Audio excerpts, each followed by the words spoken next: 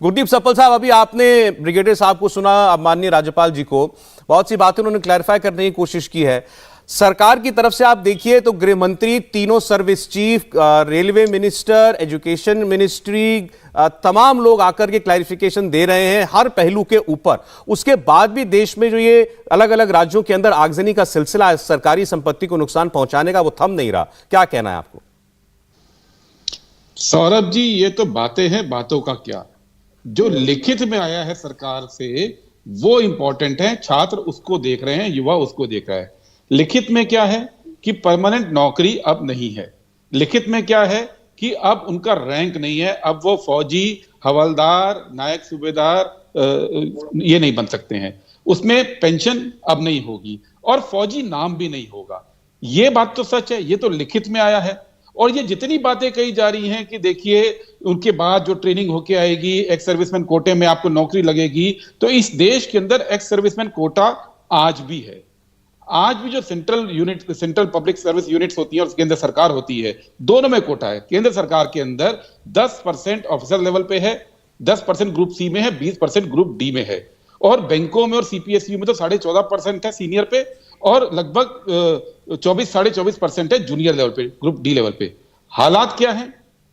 Covid के पहले का साल अगर मैं देखूं 2019 के अंदर, तो 4 स्टेट जहां पे एक्स सर्विसमैन ज्यादा हैं, पंजाब, हरियाणा, हिमाचल, जम्मू कश्मीर, 1,22,000 नौकरियां लगी थी, जिसमें केवल 2,602 एक्स सर्विसमैन को मिली थी। 2,602, 2%। ये सच्चाई है। सच्चाई ये भी है कि जो हरियाणा के मुख्यमंत्री बड़ी बड़ी बातें कर रहे हैं कि हम आपको नौकरी देंगे, उन्होंने उस पूरे दौर के अंदर केवल 534 एक्स सर्विसमैन को नौकरी दी। हिमाचल ने केवल 827 को दी और हिमाचल तो एक कदम और आगे है। अब जो एक्स सर्विसमैन आता है वहां पे और नौकरी पाता है सरकारी, उसको सरकारी पे ग्रेड नहीं मिलता है।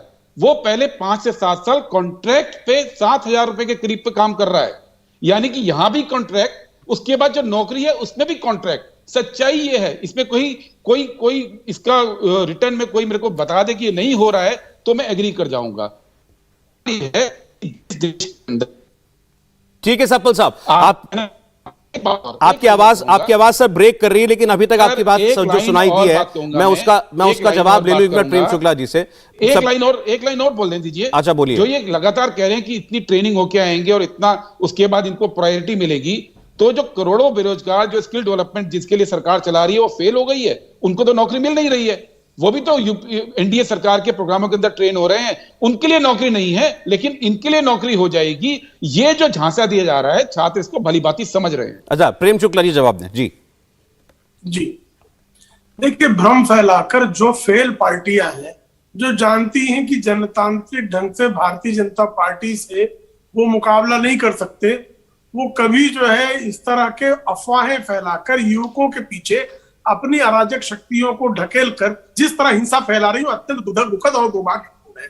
जिस दल ने 10,000 निर्दोष सिखों का नरसंहार किया है, वो और लोगों का नरसंहार करने का प्रयास कर रही है। मूल मुद्दा है अग्निवीर के माध्यम से एक सुअवसर है सेना में प्रशिक्षण प्राप्त करने का, उसमें से 25% लोगों को सेना तत्काल एब्जॉर्ब कर रही है। सेंट्रल आर्म पुलिस फोर्सेज में उनके लिए जो है प्राथमिकता दी जा रही है। विविध जो है पुलिस बलों में उनको प्राथमिकता दिए जाने की बात है। उनके पास एक अपना जब 4 साल बाद जब बाहर आएंगे, जो आना चाहेंगे, उनके पास भी एक व्यवस्था होगी, उनके पास एक हाथ में कॉर्पस होगा, उनके पास शिक्षा के और स्वयं के स्किल डेवलपमेंट, बैंक लोन इत्यादि की भी उनके पास जो है सुविधाएं होंगी। ऐसे में एक प्रशिक्षित, अनुशासित युवक बेरोजगार रह जाएगा। ये जिनका पुत्र 51 वर्षों तक बेरोजगार रह गया, राहुल गांधी, उनकी पार्टी के प्रेम शुक्ला जी, ऐसे में चर्चा जो है ना, फिर आप जानते हैं किस दिशा में चली जाएगी। मैं चाह रहा हूं कि केवल हम आज इस मुद्दे पर बात करें, छोड़ें। मैं नहीं, छोड़ दीजिए उस बात को। मैं आज हम बात कर रहे हैं सड़क पर जो आग लगी हुई है उसके ऊपर, और इस स्कीम के बेनिफिट्स के ऊपर, या इसके ऊपर जो लोग आशंकाएं उठा रहे हैं उसके ऊपर। क्या ये सत्य नहीं है प्रेम जी कि राजनीतिक दल जो है युवकों को भड़काकर रोटियां सेकने, मैं आपसे यही पूछ रहा हूं, आप मुझे बताइए। नहीं, मेरा सवाल आपसे यही था कि क्या ये जो इस वक्त आगजनी दिखाई दे रही है, सरकारी संपत्ति को नुकसान पहुंचाया जा रहा है, कहीं बसें, कहीं ट्रेनें, कहीं थाने, कहीं कलेक्टर दफ्तर पर जो है हल्ला हंगामा हो रही है, ये सब आप इसके पीछे आप सब राजनीतिक दल देख रहे हैं, विरोधी दल देख रहे हैं? देखिए, जो राष्ट्र प्रेम में लिए सेना में आग भर है, वो क्या राष्ट्रीय संपत्ति में आग लगाएगा जी? क्या वह पथराव करेगा? क्या वो हिंसा करेगा? बिहार में तो गोलियां चला रहे जो इस तरह का गोली चालन करने वाला अराजक तत्व, क्या वह अनुशासित सेना में समर्पित युवा हो सकता है? यह प्रश्न तो बहुत सही, युवकों के अंदर आक्रोश होना यह माना जा सकता है, तो लेकिन उस आक्रोश पर उसका जो प्रश्न है वो सुनना चाहेगा, समझना चाहेगा, विमर्श करना चाहेगा। चलिए, अब इसके पीछे हिंसा का तो सर कहीं कोई स्थान नहीं है। अराजकता, चाहे इसके पीछे कोई चाहे इसके पीछे असंतुष्ट छात्र हो या कोई राजनीतिक कार्यकर्ता हो, जो भी हो, जहां भी जिस भी सरकार में हो रहा है, इनके साथ ठीक से कानूनी कार्रवाई होनी चाहिए। एक बात सफल साहब, मैं बाकी मेहमानों को ले लूं चर्चा में, फिर और उसके बाद आप एक पॉलिटिकल रिएक्शन आप दे दीजिएगा सर, नहीं तो बातचीत आप दोनों के बीच में नहीं सर, नहीं एक कमेंट आपका हो गया, इनका हो गया। नहीं, एक इनकी बात पे एक रिएक्शन तो बनेगा ना, तो फिर आपकी बात पे इनका रिएक्शन बनेगा, बाकी 4 मेहमानों को क्या करूंगा? उसके बाद आप आगे चलाइएगा। हाँ। क्योंकि मैं थोड़ा सा इस पे जो हिंसा हो रही है इस पे बोलना चाहता हूं मैं। अरे आप चुप हो जाइए, मैं आप पे रिएक्ट नहीं कर रहा हूं भाई, आपके जवाब का जवाब दे रहा हूं। सफल साहब 30 सेकंड प्लीज, बाकी मेहमान वेट कर रहे हैं। 30 सेकंड प्लीज। सौरभ जी आप बोलिए। मैं थोड़ा सा, आप देखिए, मैं नहीं, शुक्ला साहब आप समझिए, बोलिए।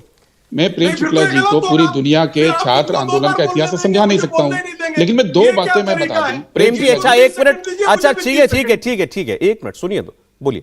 जी हाँ, प्रेम जी जितनी हिंसा की आपने बातें की, सिर्फ 2 बातें मैं याद दिला देता हूं आपको। एक, 2012 में बीजेपी ने जब बंद कॉल किया था ना, तो बसें मुंबई में हो या जमशेदपुर में हो या कर्नाटक में हो, बीजेपी के कार्यकर्ताओं ने जलाई थी। ये इस देश का रिकॉर्ड है, गूगल कर लीजिएगा। इतना 1 मिनट, अरे 1 मिनट। और दूसरी बात अभी तो आज ट्रेन आज तो अरे भाई गूगल, दर्शक गूगल कर लेंगे, कोई झूठ बोल रहे हैं। दूसरी बात, अरे ठीक है दर्शक, अरे अच्छा ठीक है, शुक्ला साहब प्लीज बाकी बड़े उनके भी थोड़ा सा उनके दूसरी बात सौरभ जी, इन्होंने तो आज जो छात्रों ने जलाई है रेले, जिसकी हम भी निंदा करते हैं, हिंसा नहीं होनी चाहिए, लेकिन इस देश के अंदर बहुत मशहूर नेता रहे जॉर्ज फर्नांडिस, जिन्होंने डायनामाइट से रेलवे की पटरी उड़ाई थी, उनको इन्हीं शुक्ला जी के पार्टी ने देश का रक्षा मंत्री भी बनाया था। मेरे लगता है सफल साहब, आप ये उदाहरण देकर के ये आगजनी करने वालों को डिफेंड करने का काम ना करें, आप इन्हें कम से कम डिफेंड ना करें। मैं तो कह रहा हूं, चाहे छात्रों चाहे कोई नेता हो, सबकी ठीक से इनके ऊपर कार्रवाई होनी चाहिए सर, और आपको भी यही मांग करनी चाहिए।